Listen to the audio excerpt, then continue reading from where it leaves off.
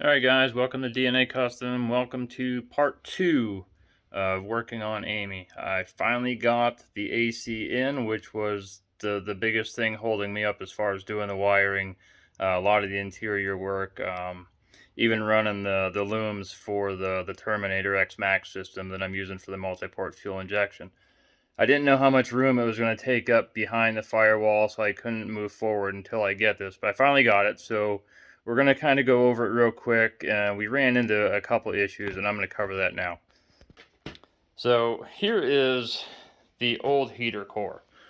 The old heater core is actually really easy to take out. Obviously, you got your heater hoses here you got to take out, and then you have 1, 2, and 3 bolts on the firewall side, or the engine side of the firewall, I should say, to take off.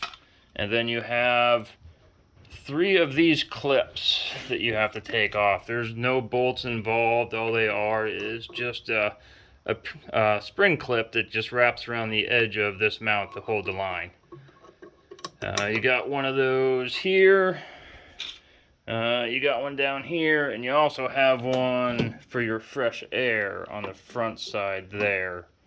Then you take off your electrical line, and it just drops out. It is not hard to do at all. As far as where the bolts are located on the firewall, there's one bolt, there's the other bolt, and then the other one is right there, just to the bottom of the bulkhead connector for the engine. Comes out pretty easy. So the AC I went with was from Classic Auto Air. It is considerably smaller than the factory one, so there's a side-by-side. Considerably smaller, not going to take up nearly as much room as I thought, which is good. I'll show you the main reason why I went with Classic Auto Air. Here is the factory heat controller. It gets mounted up underneath the dash, and then the reason I went with Classic Auto Air is because they have this piece here that takes place of that. I looked at other units, and there are like special oddball control knobs that you have to find places to mount, and I like that because that is a clean factory look. It's not going to look out of place, nothing like that. But what we did do is I started going through and looking over some things, and we ran into a couple problems with it. Nothing major, but this is one of the big reasons why you want to start checking things before you just start drilling holes. Classic Auto Air sends you this template here. This one and this one, these are your factory heater holes for your original heater core, which would be those two. So these ones don't move, so these are stationary. They give you a template to drill out this one here and this one here. These two are going to be for your new heater outlets, and these ones are going to be for the new AC. This one down here is a drain hole. This one here is a factory hole. They just want you to drill it out to 3/4 for a body plug, so that's really kind of irrelevant. But the problem we ran into was we started looking at the template, looking at the connections, looking at the template, and then we started measuring and making our own templates. And it's template after template after template after template after template. Theirs did not quite line up. Like I think this was the final one. So this one is going to sit just like that. Granted, it's paper. It's kind of hard to tell that it lines up, but it lines up. This is the best we can get it to line up. These aren't bent straight. You can see this one's kind of crooked. This one here, we had to take this connection loose, and we had to raise it up. We had to take this one, bend it over. This one we kind of had to bend this long aluminum piece right here, we had to bend it to get it to fit the best we could. We left these ones as our stationary ones because these are the existing ones, so we didn't want to modify those too much. But now, if you look at their template versus what we came up with, I'll line that up the best I can. And look how far off those are. Like, if I would not have gone through and checked this and just used their template, I would be upset because that's not even close to where they have it. If I line this up here, look how far off the factory holes are for your heater hoses. So it's always a good idea to go through and check, make sure things are going to fit before you start drilling holes, because it's a lot harder to fill those holes in. So I'm going to go through, I'm going to start mounting this, our template on the firewall, start drilling some holes, start getting things mounted, and then I will be back momentarily. Okay, so I got the template all put on the firewall, got it marked up, got the holes drilled out already. You can see how close everything is to the template. I put the template on there, went around there with a black magic marker, and then just used some step drills to drill it to the size that I needed. This one here, I ended up going to 1 1/8 inches, only because the fitting on this here is almost 1 inch straight across, and I didn't want to have to fight with it and kind of bend it or force it in any way, shape, or form, so I made it just a hair bigger. So the next step I have to do is I have to take this, and I have to take these 3 screws and get underneath the dash and block off the fresh air intake. So I will set the camera up under there and we will get that done.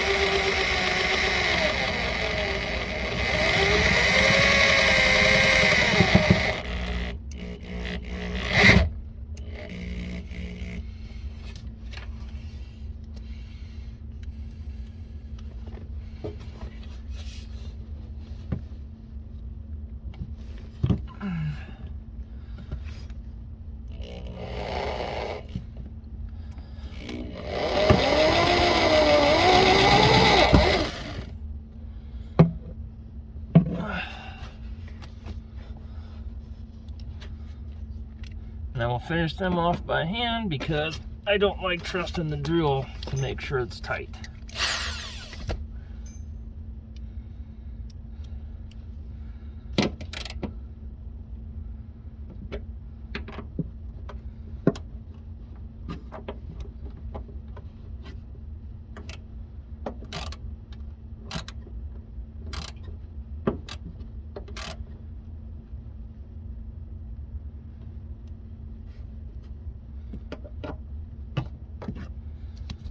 That one I'm going to end up redoing.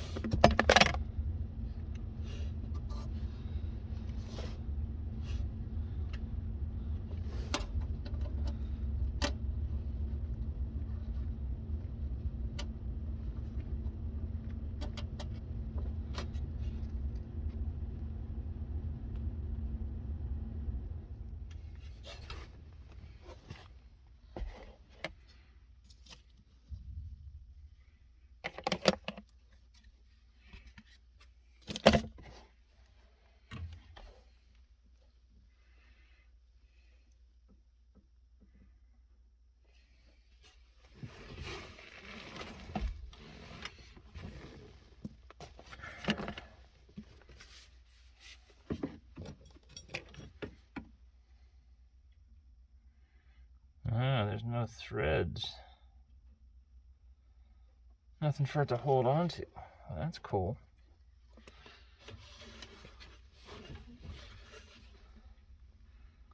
So I may get a couple more of these and just put in. They're just self-tappers.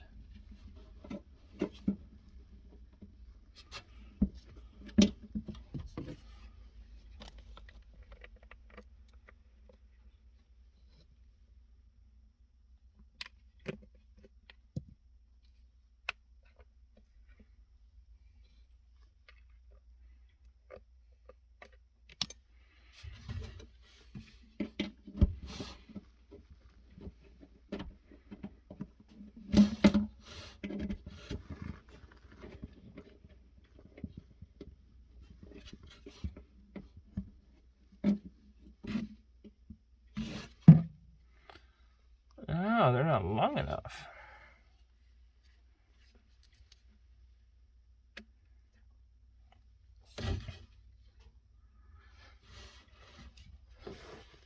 So here you can see the drill point, and you can see how very little there is to actually hold on to. So I may end up getting longer self-tappers to run up in there to make sure it's grabbing, and then I might put in maybe 3 more all the way around this just to make sure it's sealed in there. So I'll see what I can do about getting more of these.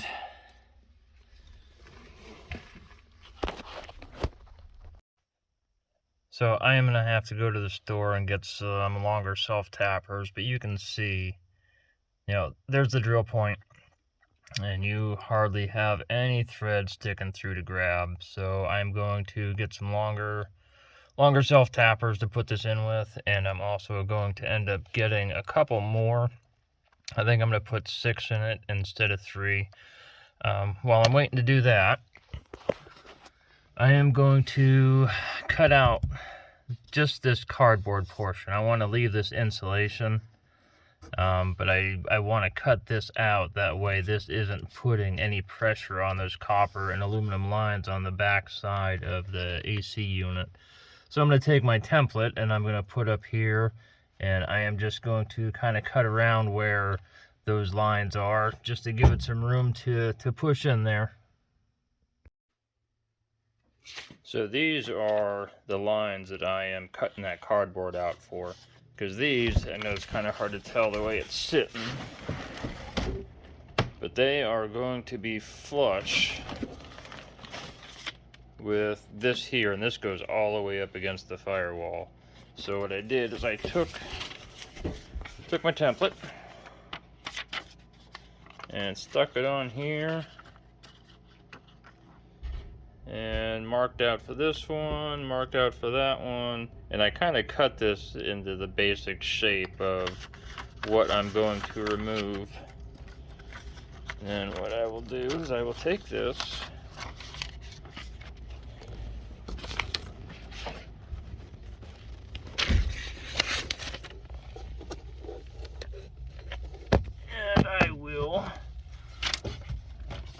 line it up the best that I can. And it's close, so I think I'm just gonna go from the top of this to the top of this, and then like from here down to here,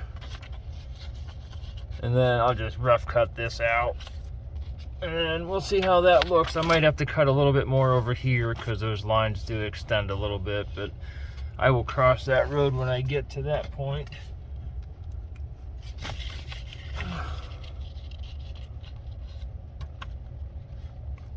So I'm just gonna make some rough lines here. Doesn't have to be perfect.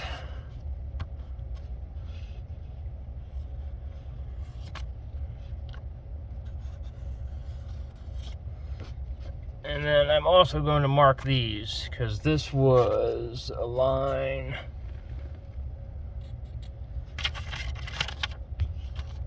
And then this one here also extended out. This is the small aluminum line. This is the big black line.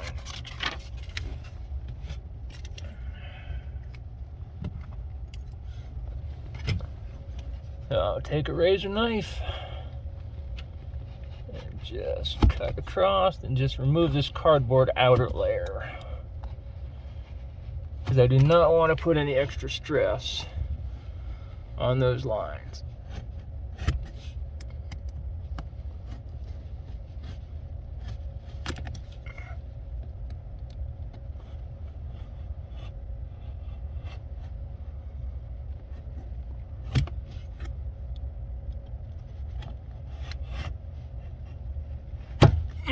Maybe I need to stop and buy some new razor blades when I stop and get some longer self-tappers.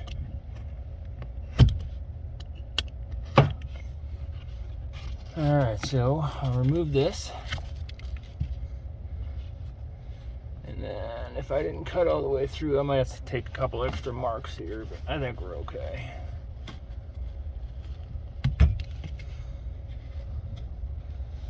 Yeah, I think we're okay with that. But I'm going to leave this stuff because this stuff compresses fairly easy.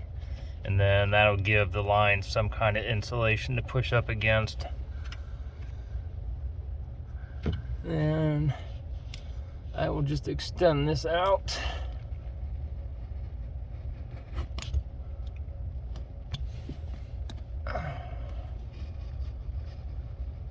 Don't have to go very far on these ones.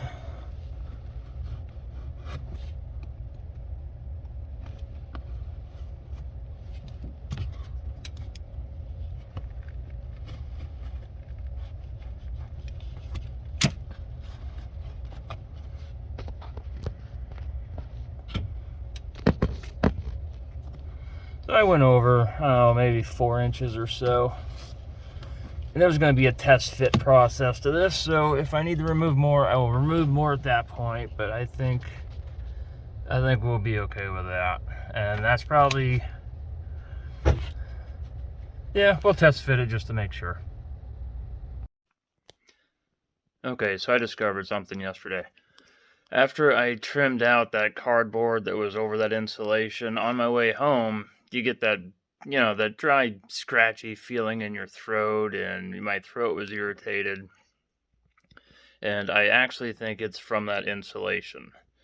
And the way that fan is set up, it's an open back fan, so it's going to be pulling in all that insulation. So going down the road, every time you hit a bump, pothole, whatever, and that fan's on, it's going to take that fiberglass and it is going to send it through the ducts, put it in the air. And I really don't want that. So what I'm going to do is I am going to pull all that insulation out. And then I have a small piece of this. This is all I have left from doing the floorboards. And this is just big enough, just barely big enough to cover the back of this. The rest of this is kind of away from the firewall, this part too. So once I get this in, I'll be able to still put the AC in, and I can put the other stuff around it once it's installed. So I'm going to go ahead and pull all this insulation out. So I wouldn't be surprised if it's not asbestos, being a 68. but I don't want all this stuff blowing through the air every time I hit a bump, because the open fan is going to be like right in this corner here. So you got all this, and everything else that's just going to be blasted through the ducts. So I'm going to go ahead and pull all that out.